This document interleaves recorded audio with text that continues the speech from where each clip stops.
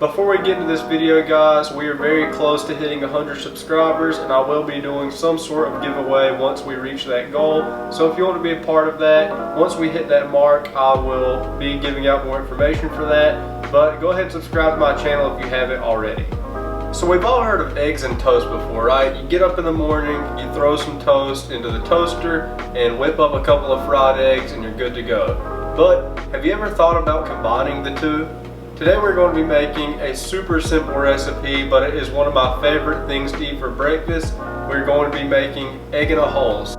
Alright, so this is one of those recipes that has such simple ingredients, but they all tie together really well and ultimately make for a really good breakfast. Alright, so I highly recommend using sourdough bread, and we're essentially going to cut a hole out of this and just plop a fried egg in it. But there is some sort of a technique to this. So we're going to use some sort of ring mold to cut this out. You can just cut it out with a knife and just take out the middle of your bread. Now we're going to butter both sides of this bread with some sort of spreadable butter. I actually really like using this country crock. It's super simple and easy to use. Oh yeah, and that little piece that you cut out, be sure that you butter that up and throw it in the pan as well, because that makes for a great snack while you're cooking your egg in a hole.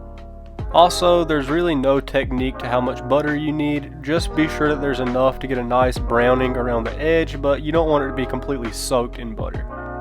Alright, grab some sort of large pan and go ahead and place this over medium heat. Go ahead and add in just enough of that spreadable butter to kind of just coat the bottom of the pan. I like to use a spatula here and kind of just spread it out evenly. Once your pan is nice and coated in butter, go ahead and place your sourdough bread down in it and go ahead and hit it with some freshly cracked black pepper. I do recommend using freshly cracked black pepper because it's going to bring more flavor as well as a little bit of salt. Now you're essentially just going to toast this side a little bit before placing your egg in. That way it has enough time to toast because the egg is going to cook quicker. Now we're going to add our egg and just cook this until the bottom is nice and toasty, and those egg whites really need to set up in the middle before you flip this. Once those egg whites are nice and set up, go ahead and give this a flip and additionally add more black pepper to the bottom side as well as some more salt. So a great way to check if your egg is done or to your liking, you can just poke the middle and it should be nice and jiggly if it's still going to be a runny egg, which I personally think is the beauty of this dish because you get a nice runny egg yolk and you kind of use that crunchy bread on the outside to kind of sop it up a little bit and use that as a sauce, just as I'm doing here.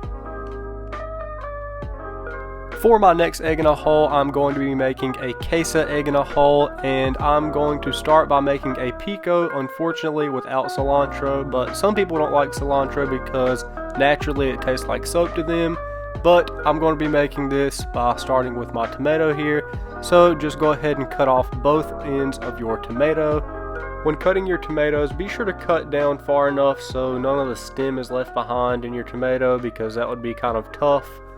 Once you have both ends off, I like to just kind of make these little lines, not cutting all the way through on my tomato, and then I'm going to rotate that 90 degrees and kind of just chop it all up and dice it into nice little squares.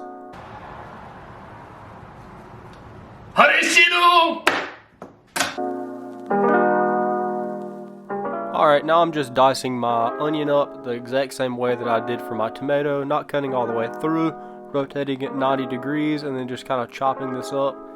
I did mess this up a little bit, but after I chopped these up into relatively large chunks, I went ahead and chopped those down very finely into almost the size that you would find on like a hot dog. So I'm going to add my onions and tomatoes to a large bowl, and then I'm going to take my lime that I've cut in half and go ahead and squeeze the juice of this into that bowl. And realize you have a bunch of cuts on your hand and that hurts extremely badly. Go ahead and give this a quick toss, and it's time to start creating our egg in a hole. So start with a large burrito sized tortilla, and I'm just using a little bit of provolone here. Feel free to use any cheese you want, but provolone melts nicely in my opinion. I'm also adding a little bit of pre-shredded cheese to this. Avoid it if you can, but I'm trying to get rid of this bag that I had. And I'm going to add my pico de gallo mix that is lacking cilantro. And then I'm just going to kind of fold this over once and then tuck that fold in really tightly, ultimately making 2 folds. So from that, I'm going to add olive oil to my pan versus butter, because for quesadillas, I find that olive oil browns them a lot better than butter. Then I'm going to lay this down in the pan and give it a nice press, ensuring that we get a nice crispy bottom. You can use a chef press here or the bottom of a plate and just let that cook for a few minutes until crisp on the bottom. Once the first side of your quesadilla is nice and crisp, go ahead and give this a flip, press it down to ensure there's maximum contact on the pan, allowing for the other side to get crispy. Cook that side a little bit less than this one, and now we're going to use a knife to cut the circle out of this because it works better. And just pick this up, set it back in the pan with the lesser cooked side down. Go ahead and crack in your egg, and you really want to ensure once again that these egg whites set up on the bottom before you flip it. Add your black pepper and salt just like we did the first time, and once the egg white has set up in the middle and that bottom side has gotten crispy, we're going to go ahead and give this another flip. Now I'm just going to top this with a few pickled jalapenos to add a little bit of spice, as well as a little bit of sriracha.